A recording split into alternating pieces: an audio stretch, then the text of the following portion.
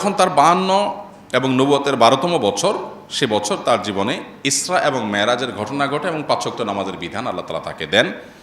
এবং একই বছর মদিনা থেকে আসা 12 জন হাজি যারা হজে আসছেন, তারা মিনার কোনো একটা পাহাড়ের পাদদেশে নবী সাল্লাল্লাহু আলাইহি ওয়াসাল্লামের সাথে মিলিত হন এবং বায়াতে আকাবায়ে উলা বলা হয় ইতিহাসে। নবী সাল্লাল্লাহু আলাইহি ওয়াসাল্লামের হাতে হাত রেখে তারা বায়াত নেন, ইসলাম গ্রহণ করে এবং নবীজিকে মক্কায় যাওয়ার হিজরতের আমন্ত্রণ তারা জানান। অর্থাৎ শুরু থেকেই মদিনাতে হিজরত করার একটা প্রেক্ষাপট শুরু হয়।